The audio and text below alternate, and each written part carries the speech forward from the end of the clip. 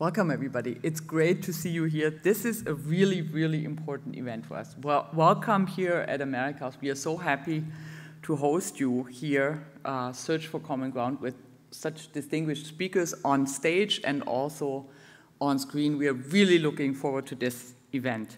We have covered so much of the threats for the young generation over the last 3 days that it is worthwhile to look at the potential of youth as promoters of peace and security, and even the German Chancellor Olaf Scholz has admitted in his speech on the main floor at the Bayerischer Hof yesterday that we need to understand more of a global world and move away from a European perspective. Thanks to Search for Common Ground, we will be able to do that. We are very happy to host your round of great speakers here at amerikahaus. So welcome. I'm Maike Zwingenberger, the director, and I would like to give a warm welcome also to our distinguished panelists. Irene Fallin, NATO's Secretary General Special Representative for Women, Peace and Security. Welcome. Thanks for coming. And Aisha Kuram, Co-Director E-Learning Center for Women in Afghanistan, former Afghan UN Youth Representative, and she's here for the second time. It's great that you're here. Welcome. And then I'll continue with our moderator because you are also on stage. Sanchi Prales, Co-Chair, Global Coalition on Youth Peace and Security and Director, Children and Youth Program, Search for Common Ground. Welcome. Thank you. And we also have a round of speakers online, and I would like to start with a special guest online, Oleksiy Dniprov, Deputy Head of Office of the President of Ukraine and co-head of the Youth Affairs Council. Very important speaker today, I think. So welcome, Oleksiy Dniprov. Are we going to see the panelists on screen as well? Yeah. Hello, everyone. Okay, Thank welcome. You. And then Akaleke Christian Liki, African Union Youth Ambassador for Peace. Welcome. And Umi Harun Mohammed, youngest member of parliament in Kenya. Great. Yato Sonita, Cameroon singer and youth activist. You're also here. Welcome. That's great. And Georges Dunion, founder, Edu for Peace, Mali, and Young Peacebuilder. So this is our round on screen. And again, welcome to you all, and thank you. And I'll hand over to you, Sachi. Thank you, Maike, for the warm welcome. Thank you for hosting us for the second time. It is really good to be back here a year later for the Munich Security Conference side event on the role of young people in peace and security issues. Really wonderful to be hosted here again. I also want to acknowledge the other hosts, the United Nations Association of Germany, but also a special shout out to the Ministry of Foreign Affairs of Netherlands, the Just Future Network, who is also supporting some of the participants who are online as well. So really appreciate this partnership approach to shaping and amplifying the role young people play as partners in peace and security. And again, special thanks to all our distinguished panelists online and in person. I'm going to kickstart the conversation with a little bit of an introduction to what the agenda is that we call the Youth Peace and Security Agenda. There's a few slides I want to walk you through to kind of set the stage. First, we'll start with the obvious, right? Why young people matter today in the world? Why? Let me first talk about the demographics. When you look at the map, the countries in green, the median age of the countries in green, the median age of the population in these countries is only in the teenage years. Teenage years, just think about that. The countries slightly yellowish is in the 20s. Orange is in the 30s and red in the 40s. So when you look around those world, you're looking at populations with a median age in the teenage years and the 20s in a lot of countries around the world. So it is a demographic reality. But at the same time, about 1 in 4 young people were affected by armed conflict and violence around the world. This is pre-COVID. And with COVID, those numbers have only increased. There's about 1.85 billion young people who are between the ages of 10 and 24 And 90% of them are living in developing countries, and you saw the map to reflect that as well. What's also striking is in less than 10 years, the population in urban centers, 60% will be below the age of 18. So you're looking at young people living in these spaces. So you can't ignore the realities that young people are facing. But if we don't understand young people's needs and aspirations, we are missing the mark on how to engage them. For many years, the global policy space has been occupied by a sense of policy panic, a policy panic that saw young people as troublemakers or a problem to be addressed. And what the Youth, Peace, and Security Agenda is trying to say is look at the opportunity. What's the policy opportunity to see young people as partners? Young people speaking at events, young people shaping national efforts, young people shaping violence prevention in the front lines of conflict, and addressing them from a policy opportunity perspective, not just a policy panic perspective. The road to the YPS agenda, the Youth, Peace, and Security Agenda, we started with an enduring change approach because we never saw this as a project that is short-term. First, it led to shaping a set of political norms about young people. Second was getting institutions to be excited and committed to acting on these norms. And third, which is happening now quite around many other countries around the world, is what does this look like, where there's partnership between young people and governments at the national level? And more importantly, what does financing youth leadership look like in places like conflict? So it's moving beyond the traditional colonial grant structures that young people are often excluded from. But we knew we couldn't do this alone. Shaping a global agenda required many people coming together. So in partnership with the UN agencies, United Network of Young Peacebuilders, which is one of the largest youth-led coalitions, and Search for Common Ground, we brought together over 110 now organizations, intergovernmental bodies, international NGOs, coming together with youth-led organizations to shape a collective agenda. What's unique about this coalition is bringing people with vertical power, traditional power structures, to work with network power, people with horizontal leadership models, to come together to shape collective agendas. I think this is something, as we think about new partnerships, this horizontal and vertical network power is something we need to think of as we think of security dilemmas and peace dilemmas as well. The normative frameworks. There were 3 Security Council resolutions that were adopted. One in 2015 was the landmark resolution. The truth is, people think the Security Council suddenly woke up and said, we need to support young people. The truth is, it was young people and civil society from around the world. 111,000 young people from about 109 countries came together and said, we are tired of being seen as the problem when we are the ones preventing violence in the front lines of our communities. See us as your partner, and advocated to the Security Council, and they woke up to the reality, and in 2015 adopted this historic resolution. I have to also say this was really inspired by the Women, Peace, and Security Agenda that started in 2000, and you'll hear a little bit about that later today as well. Second resolution was focused on peace processes. We see more and more countries where poorly developed peace processes, the impact of that, young people are inheriting. And the Security Council recognized the important role young people play in that process, and it said that countries who are going through a peace process needs to see young people as a partner in that process. But as the young people get more and more engaged, that we cannot take for granted the shrinking civic space they're occupying digitally and physically, and the important role governments need to play in maintaining and expanding the space as opposed to shrinking it. Collectively, what these resolutions do is make the powerful case that young people are a political force for peace. Moving beyond young people as good for culture and sports to seeing the political agency of young people. When political norms happen, what it does is makes the invisible visible. It makes people feel seen and heard, and their peace-building work recognized and acknowledged. So these are important as we think about norm shaping itself. And now you're going to hear a lot about institutional commitments in this discussion today. So I'm not going to spend a lot of time on this, but you'll hear how institutions are responding to this need. But while institutions are figuring it out, young people are not waiting. You see around the world, multiple countries, from Canada and the US all the way to the Philippines, and all through several countries in Africa where the median age is in the teenage years.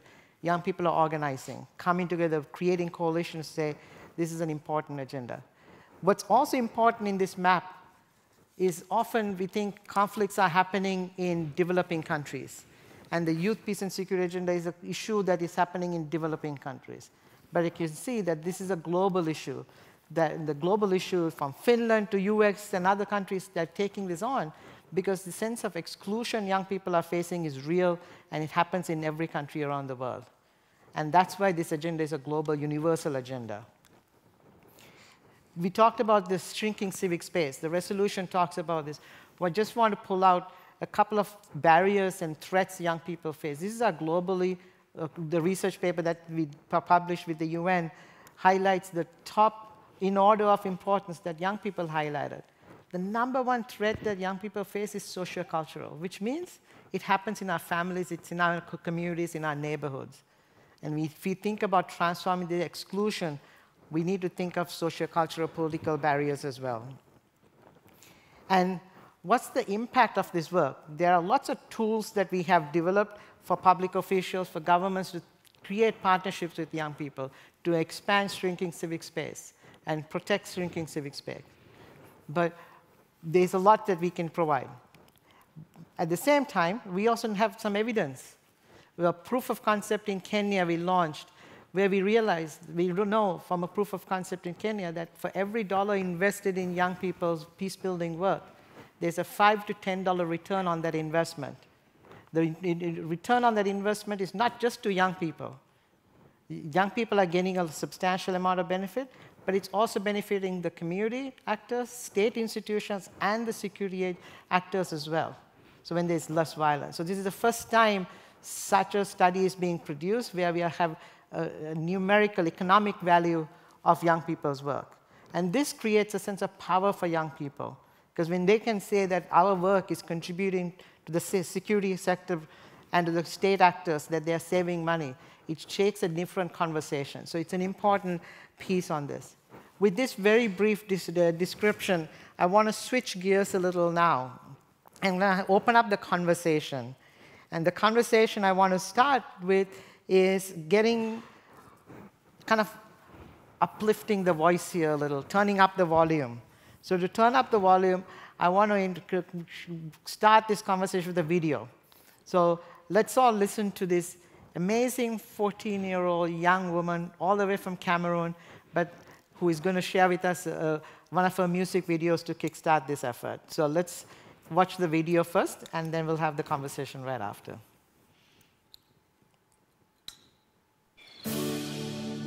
The forest and her children, Jato, Limungwarong. Forest music.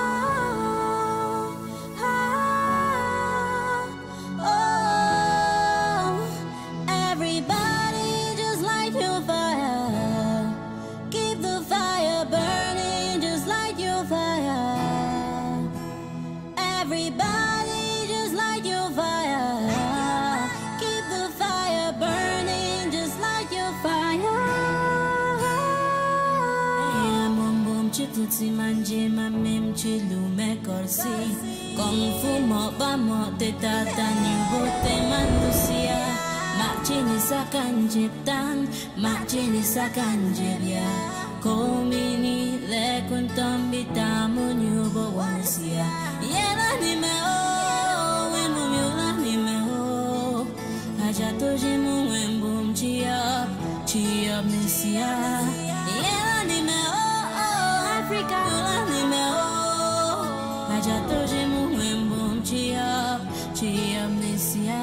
everybody just like your fire.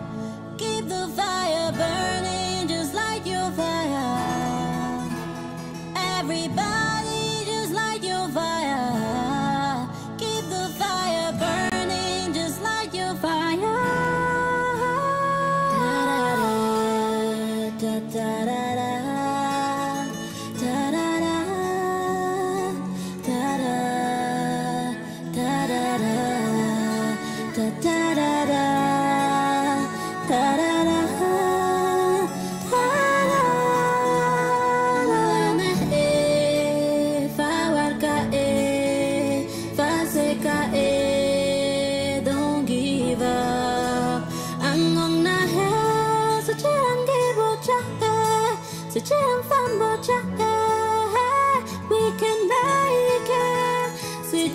Machini sakanjeptan, machini sakanjebya. Kumini le kuntombita munyugo onisia ehe. Savale, savale, savale. Gamu mechani, utalane, yuchigi faseka, nibihainge, nipikoni. And to all the young people of the world, I know everything might not be going on right, but I want to tell you, don't give up. Everything's gonna be okay. Everybody just like your fire. Keep the fire burning just like your fire. Everybody just like your fire. Keep the fire burning just like your fire. Everybody like your fire, keep the fire burning just like your fire. Everybody just like the fire, keep the fire burning just like the fire. It's big blue magic. Ladies and gentlemen, please welcome online joining us, Jato Sonita, all the way from Cameroon. Jato, welcome to this discussion. I'm really honored that you're joining us today. Can you tell us, Jato, what inspired you to write this and produce this song? Thank you very much, everyone. Thank you for the opportunity to speak. Light Your Fire. I wrote this song was written as a result of the experience we had. Since I am a Cameroonian from the northwest region of Cameroon, which is an English-speaking region of Cameroon and has been characterized by war for the past 6 years. During the beginning of this war, we had so many difficulties: insecurity, gunshots, burning of houses, properties, and schools, which made us very scared and insecure. The only place we could find refuge in was the forest. That was where we developed our skills. It was a means of inspiration to us, and we never even believed that we could get out of it alive.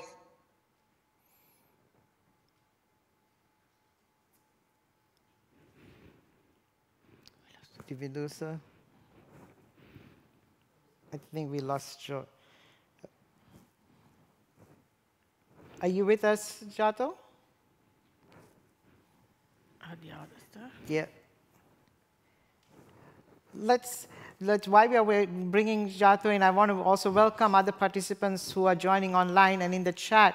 Please share a little bit about who you are, what you're doing, because we want to collect a lot of the stories about how young people are shaping their communities. And while we are waiting for Jato, I want to bring in Georges Dugon from Mali, all the way from Mali, joining us. Georges, you're coming from Mali. And despite the violence and threat to violent extremism in your community, and this is dangerous work you're doing, why do you keep doing this? Tell us. Thank you for giving me the floor and for giving me the opportunity to share my experience here. And yes, I'm doing that because I believe in what I'm doing first.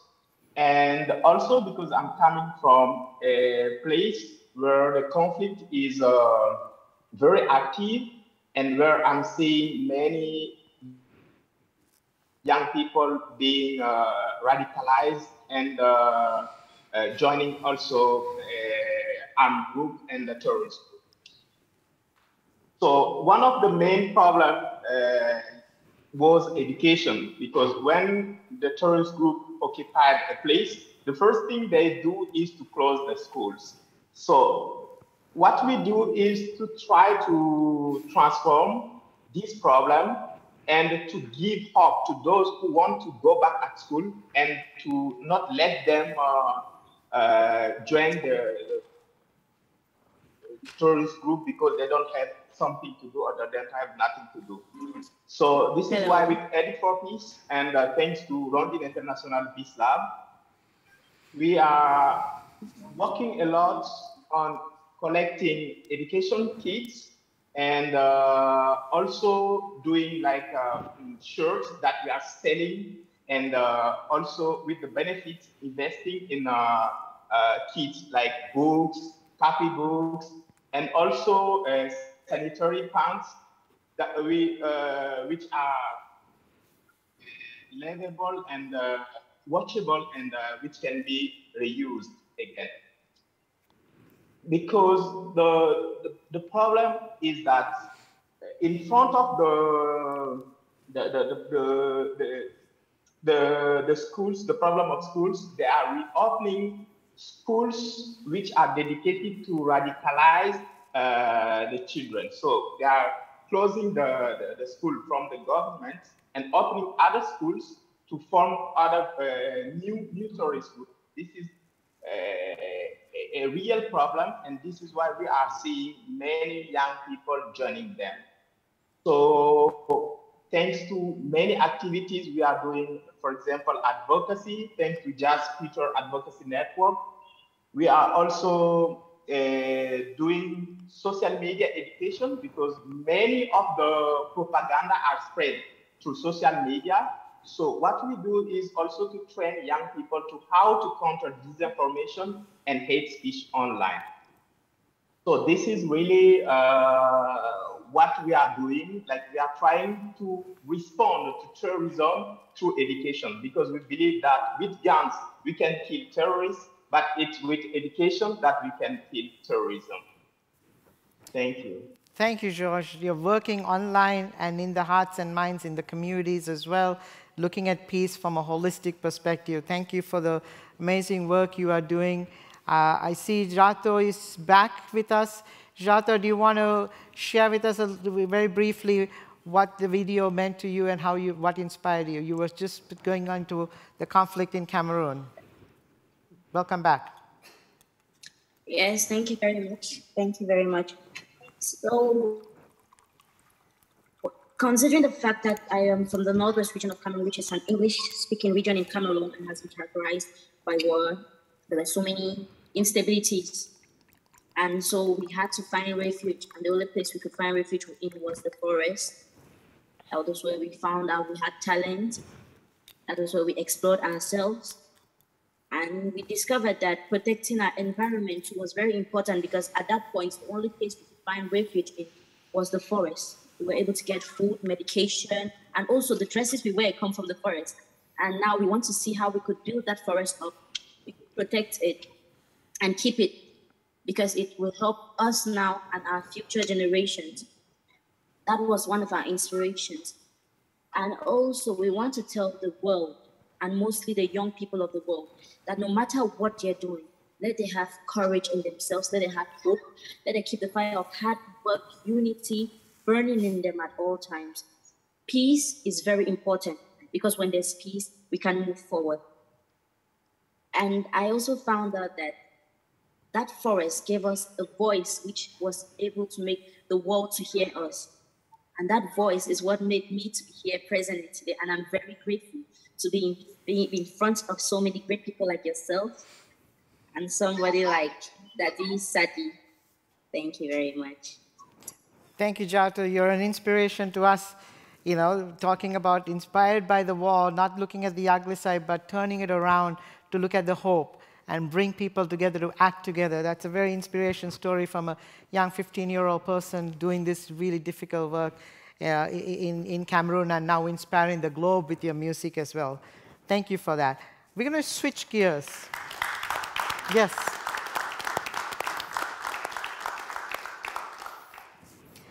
Now I'm going to come to the physical live audience here as well, and come to Aisha.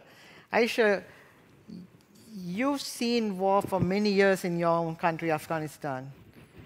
But fast forward now, how are young people responding to the current situation, and what are they responding to? And see if you can connect the dots with George's presentation as well. Well, first of all, thank you very much, Saji, for having me today. And it's an honor to be part of such a distinguished panel. As you mentioned, 2 years ago, I was representing Afghan youth at the United Nations Security Council. I was representing their hopes and aspirations for a different future And that was exactly at the time when the Afghan peace process started for the first time after 4 decades of war. And knowing that for decades we remained passive receivers of agendas and fuels to the wars of politicians that were never meant to bear the consequences of their decisions, we decided to own our future, to demand what was rightfully ours. And that wasn't just a seat at the table. It was the right of having, to be able to end a war that wasn't ours. We have inherited a war that has started generations ago, but we became the fuel with which it continued. And we wanted to take our fate into our own hands. And that's how we started to mobilize and as you're probably aware, we have created the National Consensus, Youth National Consensus for Peace, and that was a voluntary movement of young people who were tired of war, and they didn't just want to have a say in the peace process, but they wanted to stand as partners, as equals, to build an equal future. But the result, the peace process failed, and the politicians, they listened to the young people, but they didn't really recognize what we were saying.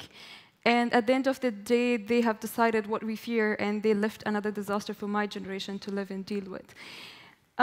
Today, 20 years after Taliban are back in power, but today's Afghanistan is not the same country they ruled 20 years ago, because it's a country where a whole generation have been raised with certain values, such as freedom of speech, human rights. And this generation, despite facing the harshest of conditions, they actively took part in all spheres of Afghan society and politics. And they were the main drivers of the important changes that actually defined, that transformed Afghanistan of the past 20 years that we are talking about. But after the Taliban takeover, I was there in Kabul, and we have started to see a security vacuum that has been created, which has not been filled yet.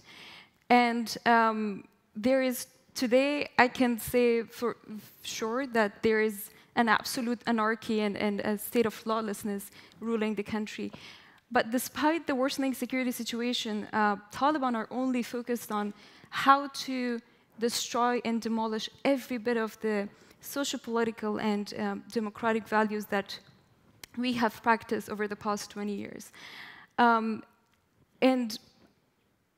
extrajudicial killings, discrimination, intimidation, house searches, and most importantly, the ban on girls' education, that will shape and define a very different future for Afghanistan. And believe me, that future is darker than ever before.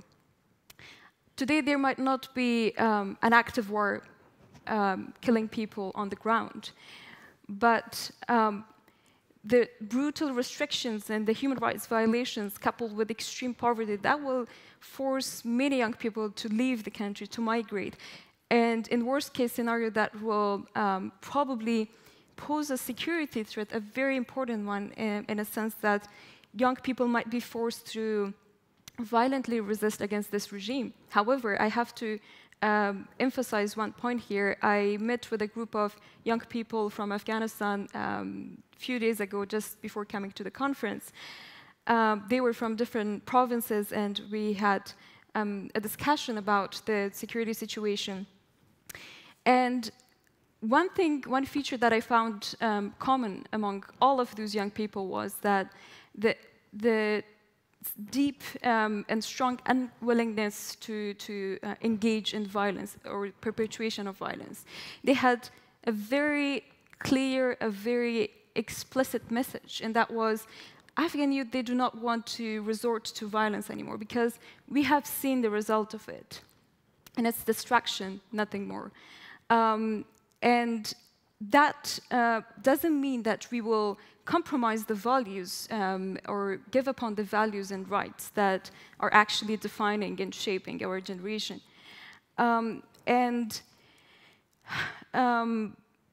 Today, I think one of the important things they've wanted me to deliver to the international community was that the international community should differentiate between Afghan people and Taliban. Because with the regime sanctions, Afghan youth have also been sanctioned from every bit of mean and possibility to survive, to exist, to hope. And it means that survival is the new resistance for Afghan youth. Humanitarian aid, food packages, they're not enough for young people to survive through this crisis. They need hope, and they need a future to look forward to. And for that future, they need to be educated. And I think one of the biggest security threats is the education crisis in Afghanistan. That's the biggest security threat, not only for Afghanistan, but also for the region and the world. And we have seen the result of illiteracy and lack of education in rural parts of the country. George also mentioned that, how much of a significant impact it has on the rise of insurgency among young people. And that means we should now think of education as something that is beyond a development project. It should be part of the emergency humanitarian response, because young people, they should not wait for the political and humanitarian crisis to be resolved to access education. It's an urgent need of young people at this point, so they can actually constructively, in a sustainable way, survive through this crisis and build this peaceful future. And with how young people are responding, just briefly, I want to mention this. Many people might be thinking, with the news that you're receiving from social media, from mainstream media, many people might think that young people, and generally Afghan people, there is a lot of restrictions, so most of them would be confined to their homes, passively watching the collapse of the country into an irreversible chaos. But there are young people actively working, impressively working on the ground. They are trying to find alternative ways to get educated, to rebuild, to engage. And you probably don't hear about them much, because publicity will cost them their lives. But I know them. I work with them. I listen to them every day. And the fact that they are still hoping for a different future, and the fact that they are still actively working for it, despite all the fears surrounding them, it means that there is still hope for a peaceful Afghanistan, and that hope is kept alive by young people. Thank you. Thank you.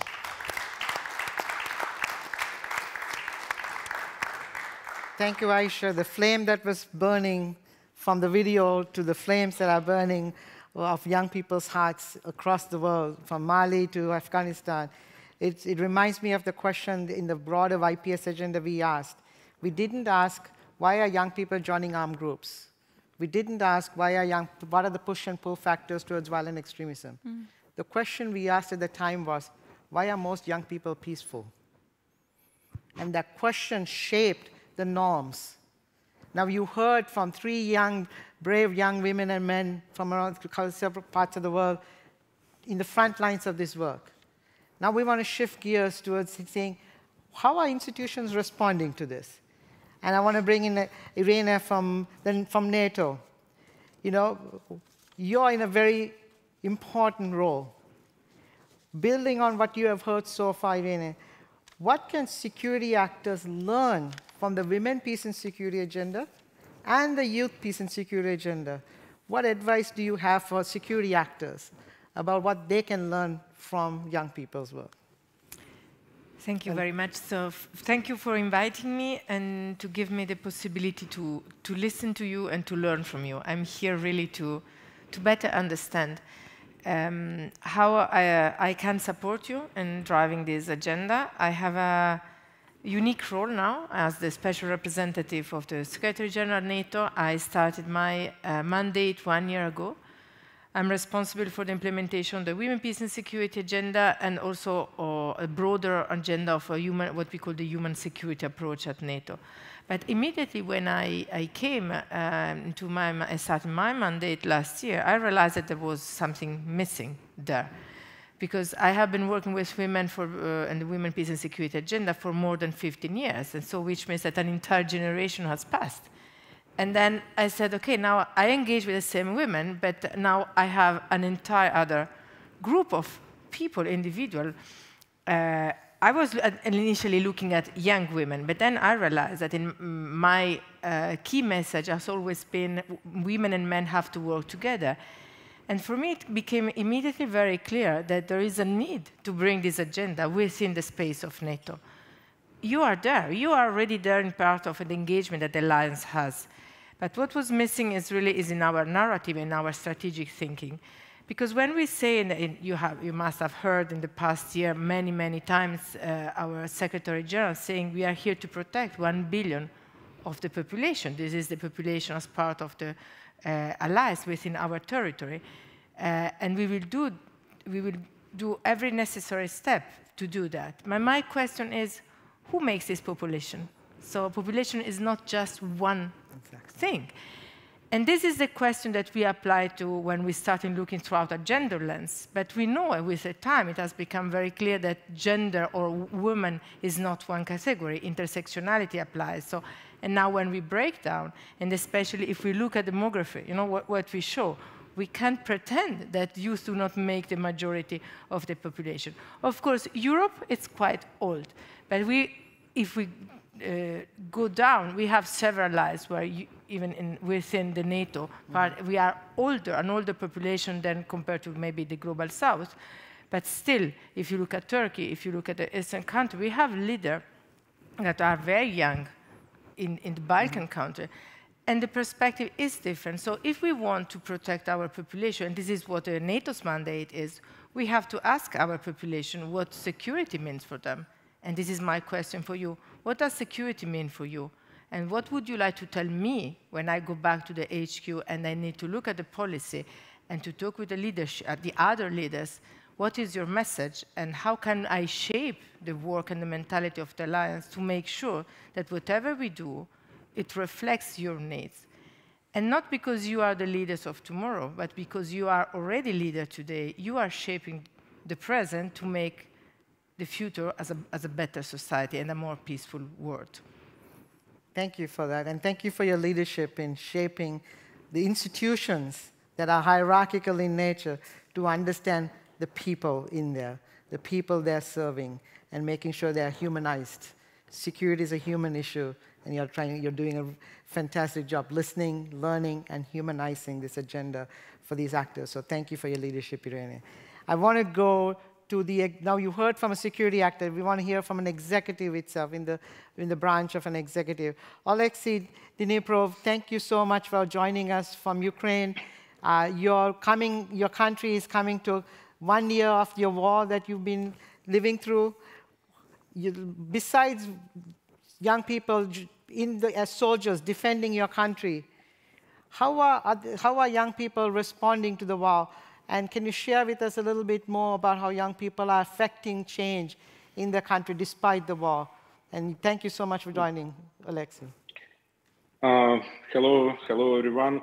Ladies and gentlemen, let me start with the words of gratitude for the invitation to be here with you today. I appreciate you raised the topic of the potential of young people to be partners for peace and security, as the potential is huge, I assure you. As you may know, World Health Organization raised the youth age up to 44 years old. I appreciate this as I'm 41. With a great pleasure, I consider myself young. It is an honor to be young Ukrainian, as our youth is absolutely amazing.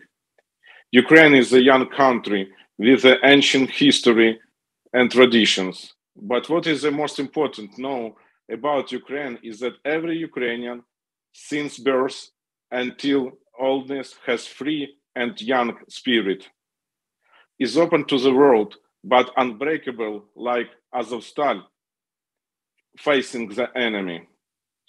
We are a young democracy with the great potential of the young and talented people. Nobody expected young people to be brave, to be so brave, but they are. It is almost a year since the full-scale aggressions of Russia has started, and the war, unfortunately, is becoming a routine. Our students are used to have lectures online or in the shelters. IT specialist knows how to find a network for a job almost everywhere, also with no electricity. Young businessmen will provide the best service of any circumstances. Volunteers bringing simple needs to the front line will not be stopped also by artillery attack. We are used to war. We want to interrupt the routine of war, restore the routine of peace, and rebuild our country. We have no doubts to do it, as while young and experienced Ukrainians fight on the front line with weapons in their hands, others are preparing the country for their return. With support of international partners, creative energy has fueled Ukraine's growth, as young activists, artists, politicians, and entrepreneurs have built national networks to fight corruption, promote government accountability, secure protection for vulnerable communities, and combat malign external influence in their affairs.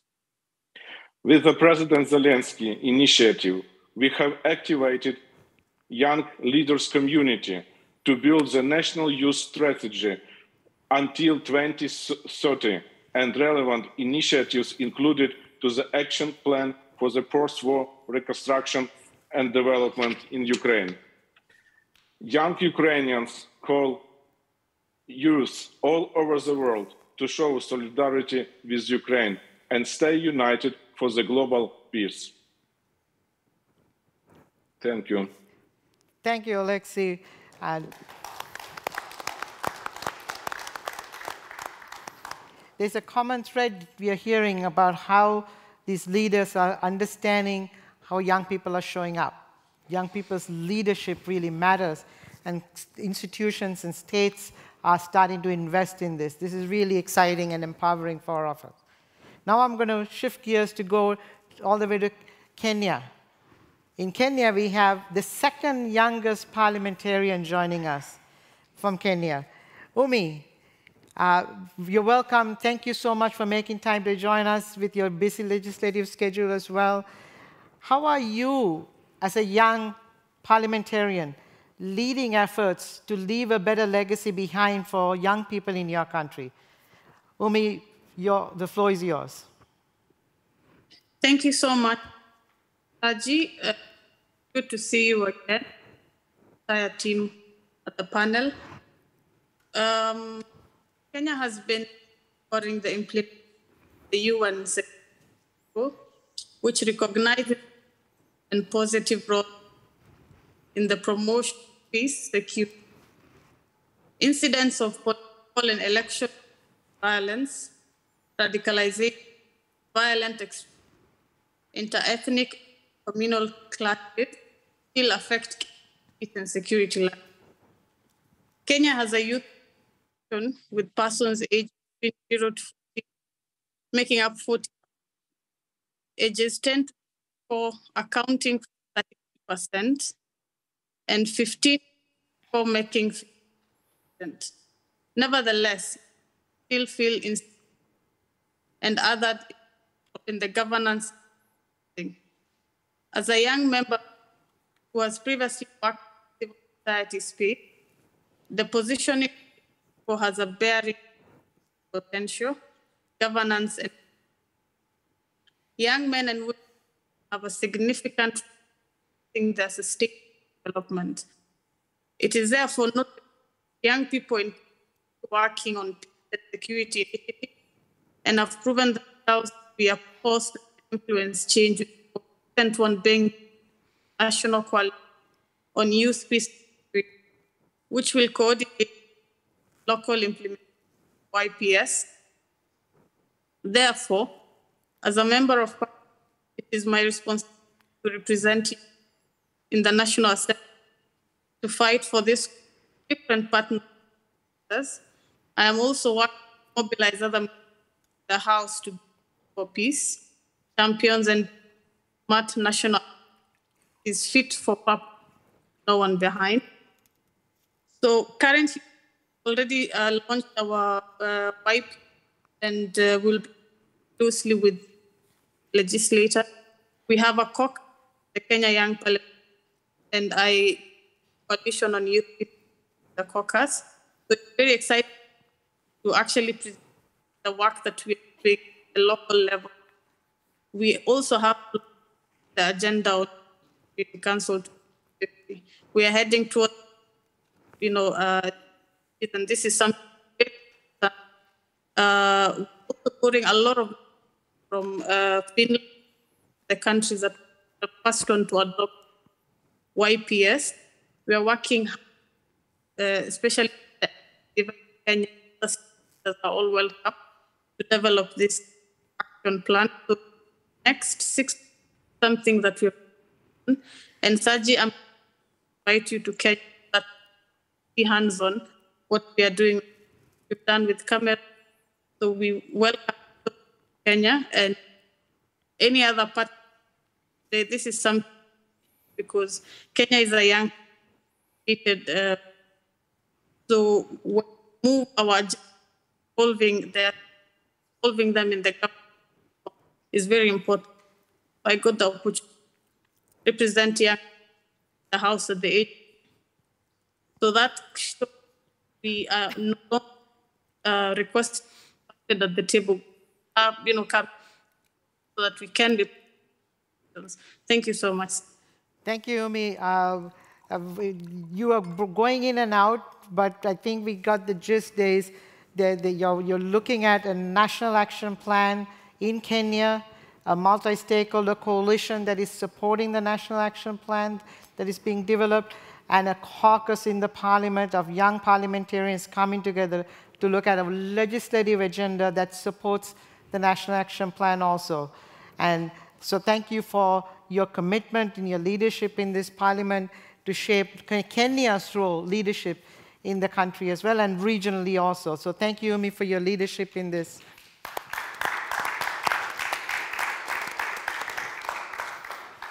I hope people who are joining online can also applaud with the icons that you have online as well. But I want to now go to Addis, where Achaloke Christian Leke is joining us. You're on the sidelines of the heads of state, African heads of states meeting in Addis as we speak right now, Achaloke, and as a young youth ambassador for peace for the African Union. In the continent, the median age is 19. How are heads of states and the African Union responding to this massive youth population in the continent and seeing how peace and security can become a bridge and a partnership model for the continent with young people? Share with us how the African Union is responding, Achaloke. Saji, it's indeed a pleasure to join this today. As you know, the African continent has a burgeoning youth population, a youth population with different levels of, and the African body working very effectively towards instruments as well as members to work for young people. I think reflection and today of the youth, which clearly issues of how should be able to participate in governance. And of course, with the adoption of security council security, say that this is to give more empathy to the African continent where young people, many decades, working to promote birth, not recognized. Birth, they were given enough support to be able to amplify. So with this resolution, it came to also the African, and 2018, had to take by saying, okay, which is reflecting participation and peace. The continent faced with issues, coup d'etat is faced of terrorism, violent armed groups, and network. How are we like from a continent And with that, framework security was developed. This framework took into consideration the Security Council security and was able to read from an. Of course, there were other Security Council which have to be able to promote participation. But within the Africa, to take a step further, to be able to engage evidence-based kind of, was able to commit where young people and also experts were able to engage African continent to pick out evidence of good work and efforts which young people have been engaged. Of course, this to highlight your protection of young people working charity, what up the table, the issue of recovery was up on the table, and the issue of representation of young people to discuss peace and security, of course, concern that because we small population of people have been pushed to engage in violence, and a huge majority of them suffered, and of course, in their communities. To make this work, we had to take a step by creating Office of the Youth Ambassador. 5 young people who are experts appointed to be able to articulate the issue of young people from region. Now, this is in the African countries and unique contexts are different. Now, I'm one of them, and I must tell you, we have seen a deep improvement in young people's participation at the most. In 2018, I had the distinguished honor to be the first young people to be able to add African young people on issues of. Now, this was very important because it opened the door, and today, as we start over 4 other sessions, young people briefed the council. Now, at Institute, sounds very well, but I want to bring in the continent from Cameroon, yeah, Somalia, we are seeing how young people are making efforts for peace with all resources. They are risking their, they are giving birth, saying in the continent we have an issue of protection, we have an issue of being able to be brought to the table as equal partners, not only beneficiaries. We have an issue of not feeling very okay when it comes to collaborating beyond the spaces of this, listening to the Ukraine.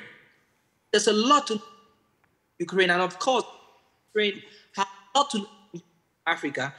They have been able to, with realities of, I think, time to look beyond our continent, able to share and learn. What the African Union working hard, young people able to drive this conversation. Saji, I mean, reflections of what the Union and for the being in Addis, being at the center, and of course, will be much more deep around youth participation, peace building, and in the continent. Thank you, Achaleke. I know we are having some technical issues where we are hearing every 3rd word or 4th word or 2nd word, so it's hard to tie all these together. So I'm going to ask our colleagues who are joining online if you can quickly log off and come back in immediately so the connection might be clearer. And I think our tech people here also are trying to clear things up here. So please log off and log back in so that we can hear the whole thing. But from what I understand, actually, one is the African Union has a 10-year action plan in setting up a continental framework on youth, peace, and security. And you have set up African Youth Ambassadors for Peace that is actually speaking to the African Peace and Security, African Union Peace and Security Commission, testifying on behalf of young people from around the continent. and you have the African youth, African Wise, Youth Wise, with FemWise and others, making sure young people are contributing to the African continent's peace and mediation processes also. That's kind of what I pulled together, but there's a lot more there that I missed. Now I have a question. Yes. It's because you knew things before, because I didn't get anything. It's not possible that you understood. That was me listening. Because I got one word every. So thank you, Akshaleke, for that. As we log back in, I want to bring back, kind of turn things around in the last 30 minutes that we have together to kind of come back and look at what are some recommendations our panelists would have as we think of these new partnerships we need to develop between young people and institutions, building trust among these institutions and young people coming together to think about the challenges ahead. Peace is not about today, it's about what comes next. But what's unique about conflict is it doesn't just rise up. If you think about a rise up today, it's building over many decades and generations in the past. So the same way as we think of peace and institutionalizing peace, if we do that today, it can have a ripple effect over another generations in the future, despite the challenges we face. So maybe I'll start with you, Aisha. What are 2 recommendations that you might have for us, for the international community? Think about new partnership models for young people and institutions as you think about reflecting on your experiences from Afghanistan. Well, I will specifically focus on Afghanistan now, and I have kind of 3 suggestions, not 2. Well, first of all, I want to emphasize that today, Afghan youth, they are at the forefront of our common fight for justice, democracy, and peace. And this is exactly the time that we, the international community, should consider them as credible allies. That is very much different and opposite to what the regime is currently representing of the country and its values. And for that, I think one of the important things that we have to ensure is to preserve the educated generation in Afghanistan. And that is not only through ensuring innovative ways to educate young people today, while they are not physically allowed to go to school or universities, but also making sure that they have alternative ways to survive through this economic crisis, because that economic crisis could be a major source of the security threat directed towards the region and the world as well. And for that, we have to make sure that the development projects, which were also a source of employment for a lot of young people, they continue to exist and they continue to engage young people in the society. And one of the last things that I want to point out is during the peace process, I wanted to build the connection between Taliban youth and non-Taliban Afghan youth. And that was important for the peace to become a process from the negotiation table. And today we are seeing that shift happening naturally. Taliban young people, they are coming to the urban parts of the country. So we naturally have that space to have a social cohesion and peace happening in case we strengthen the young people who are educated and who are in favor of the democratic and peaceful values, so they would be able to integrate young Taliban into the transformed Afghanistan. And I think international community has a huge role to play in that. Thank you. Thank you, Aisha. I think as I'm listening to you, I'm also recognizing that people are not monolith. They are diverse. Taliban is not a monolith. They're diverse. The young people in the Taliban may have different worldviews than the older generation also. Absolutely. And the bridges that you're building can become a way to think about the next generation of what peace building means in Afghanistan too. It's a very hopeful but important set of recommendations for the international community as well. I'm going to see if anyone is online who is able to join us again. Jato, are you available online now? We lost. I had a bad idea to get. Maybe they suggested. I don't know. George, let me come to you and start with you right now then.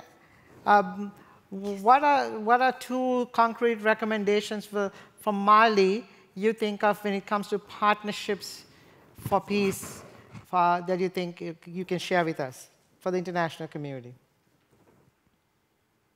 Thank you. And I think that I can go with the idea that we can take in account the personal issue. Because sometimes the problem is that they are like working with political affinity with the countries, and they are forgetting that we are here, the population is suffering, and it's the population who is leading all the sanctions against the country.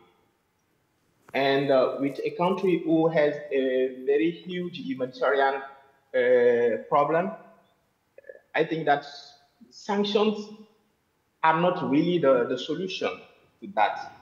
And also giving the opportunity to utilize actions, like to allow to this action to develop, and because there are actions which touch directly the populations. For example, to reach our objective, we are obliged to sell goods, or to ask people to give us, for example, books and copybooks, and also to do like crowdfunding on internet. But it's very difficult for us to have access to international funds. And for that also, it's really important to make this kind of some funds available to people like me, to young people like me, and to young people initiatives. And I think that in the issue of terrorism, it's not only about conflict. It's not only about guns. I think that it's also we have to fight with education, with development. And for example, the special representative of NATO was asking about what is peace. Peace for me is like to give access to education to more than 3 million of children in Mali, for example, to have food, to have to do the small businesses, to see women going back in the farms, to see people like hugging each other, living peacefully between the communities.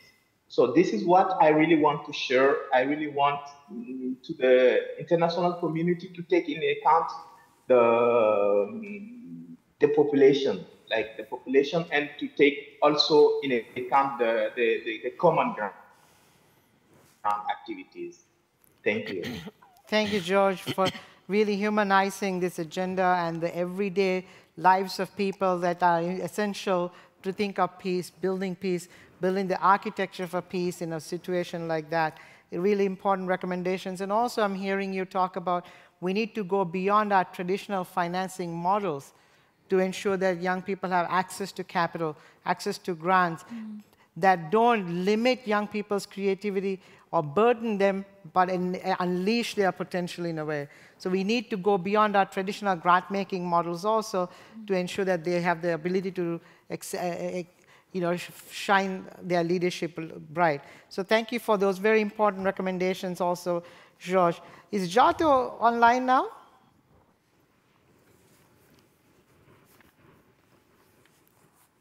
Let me go to Achaleke.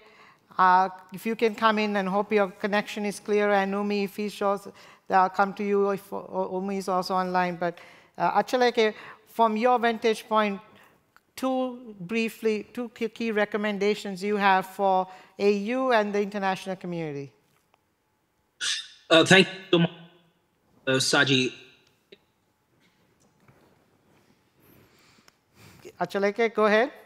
Yes, okay. So I think that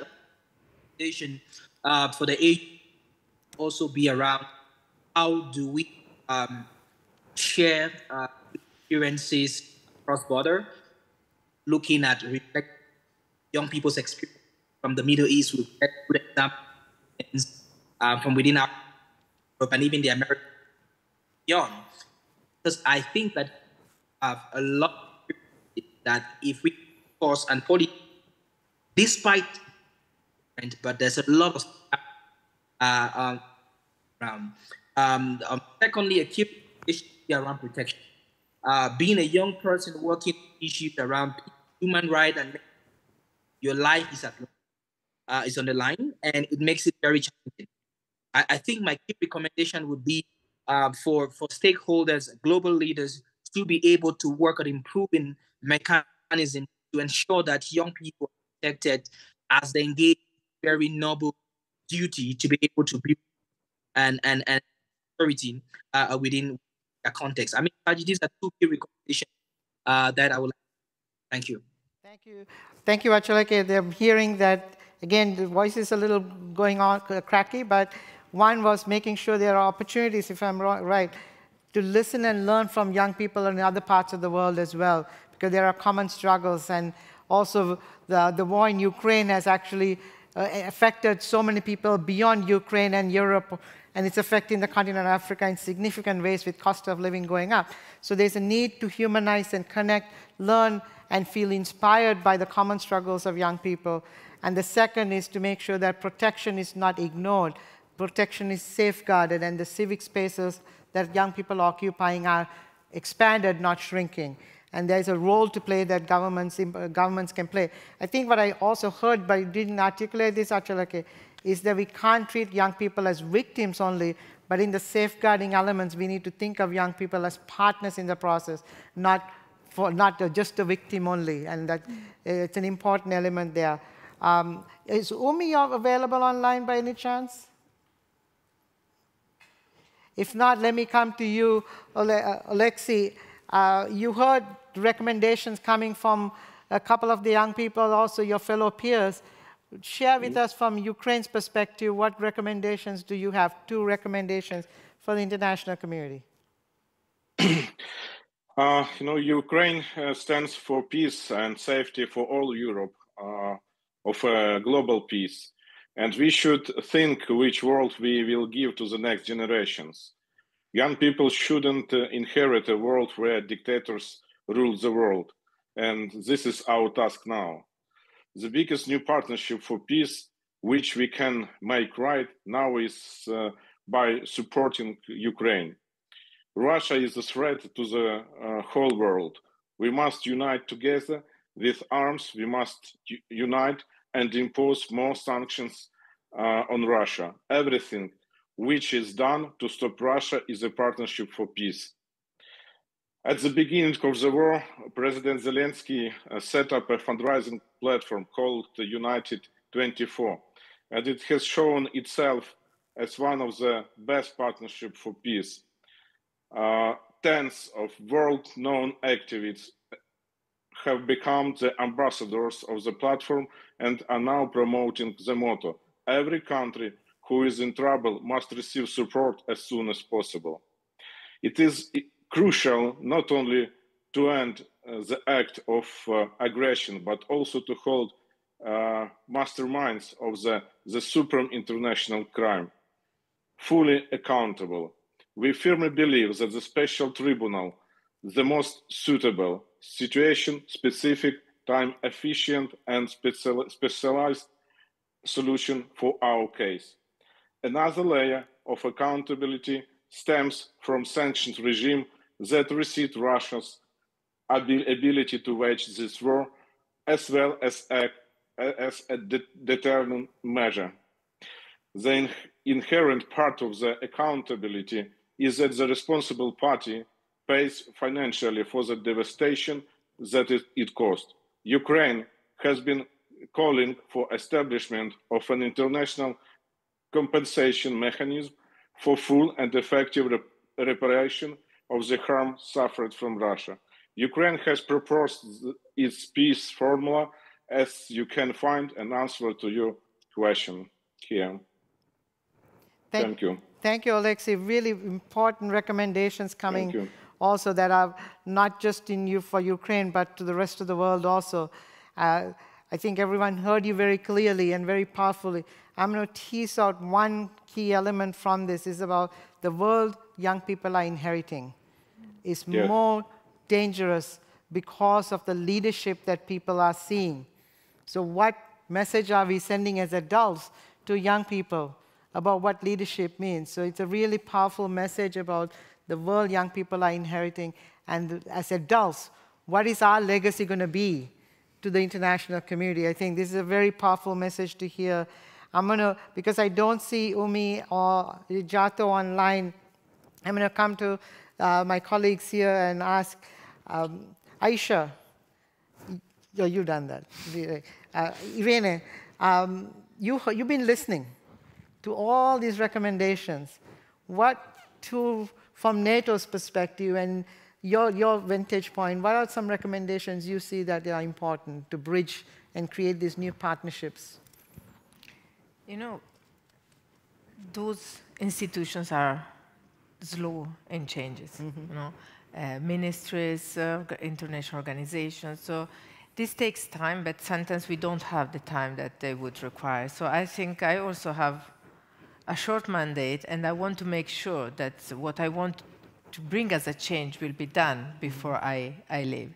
I really like looking at youth as a political force for peace and what you said, and I also was looking at the economical impact when you said for each dollar invested. Yeah.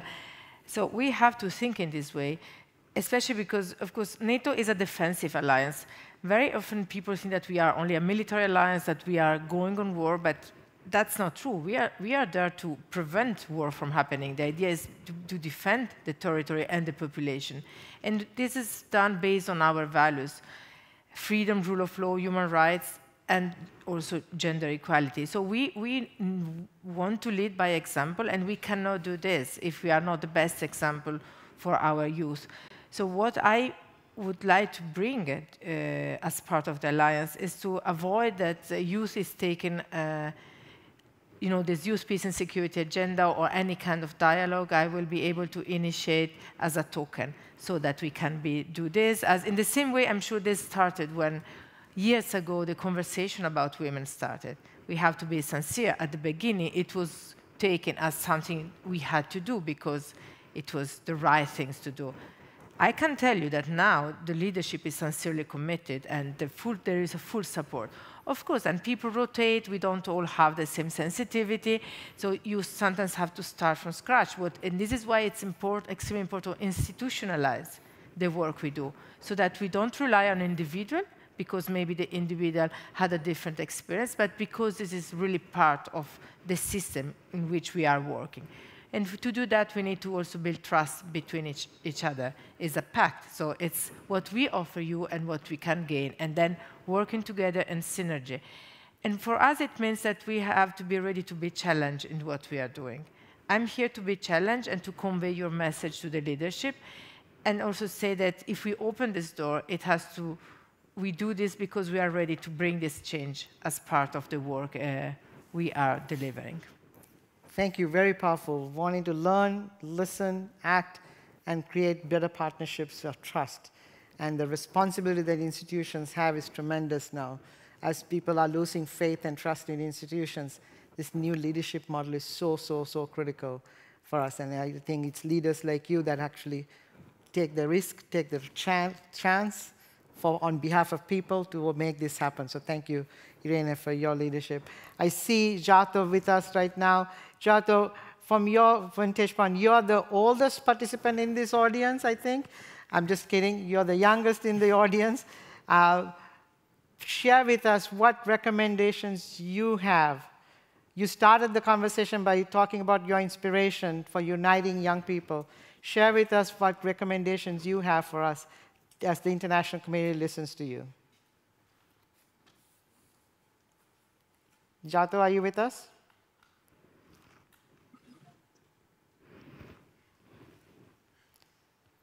I think the connection is not. Jato, can you hear us?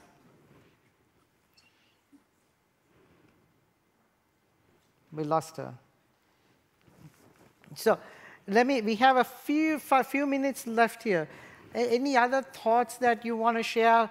George, Achalake, Alexei, Aisha, Irene, anything else stand out for you from the conversation today?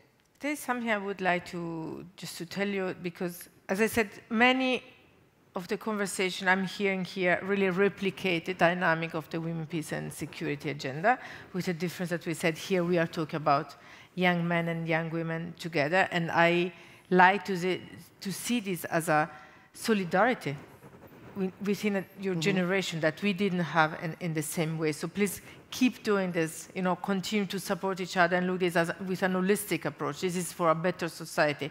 It's not for an individual, path and change. But something when you use the word, get a woman or a young people in the group or in the meeting, sometimes I think it is underestimating who this young person is, the woman is, and the expertise that you bring. So from my side, I will try always to stress the fact that we want not only a woman or a young person, but we want the expertise and the perspective that this specific person brings in. It's not just, filling a box with that person. And this is for you also to communicate it. So trust yourself, don't be shy, and be confident, and really communicate that if you are there in a given panel or in a conversation, it's because you bring an added value, because you have your experience. It can be less in terms of years, maybe, compared to a senior person, but it's a different experience. And the way in which we live, for example, the current conflict, it's completely different. Conflict in Afghanistan, conflict in Ukraine, and all over the world. Because we are different people. And how you experience something when you are 18 is not the same way in which you experience this when you are 40. So always think that you have the right to be in this political context, and you deserve, and so fight for have your seat at the table and start doing this as soon as possible.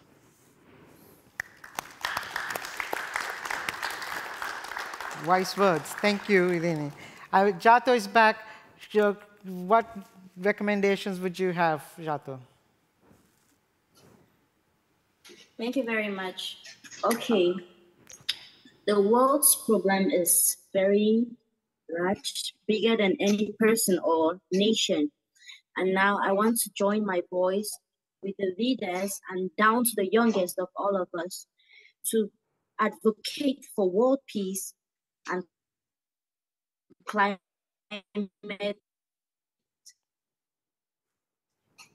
change.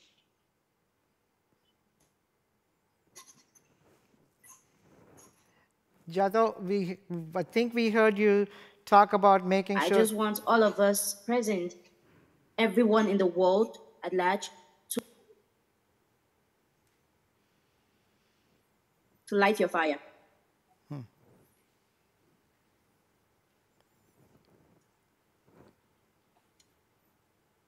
Hello? Yeah, we can hear you, Jato. You were going in and out. What we heard was bringing in peace and climate change and acting towards those, but also to make sure that we are not afraid to light our own fires, to act towards these very important agendas. Is that what you were trying to convey?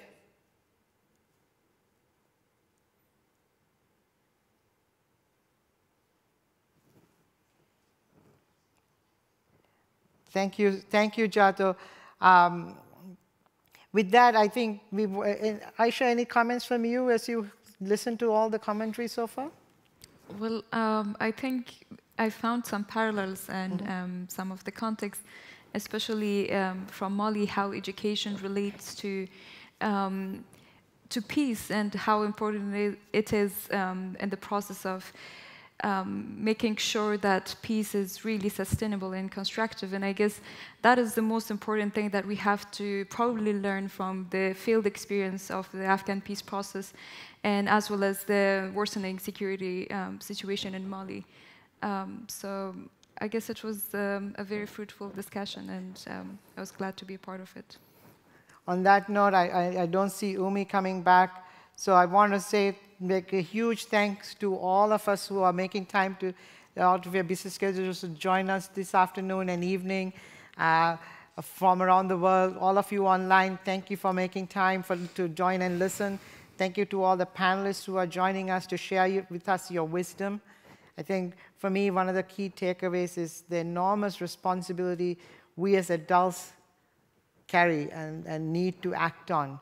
The complex crises that are unfolding in the next several years are too complex for any individual to tackle by themselves, or let alone any institution to tackle by themselves. I think this new partnership has to be people-centered, institutions and people coming together to really partner to have this collective level impact in the world that we need. We cannot be individualized and cannot be short-sighted and short-term. We have to think differently. So with that, I want to thank everyone for being here and have a wonderful evening. The folks online, you'll have contact information available, but Alexei from Ukraine, Achalake from Addis, Jata from Cameroon, Umi from Kenya, thank you again for joining us. George from Mali, Irene here in Munich from NATO, and Aisha Kuram from Munich as well, from Germany. Thank you again. Have a wonderful evening. And thank you all for joining us.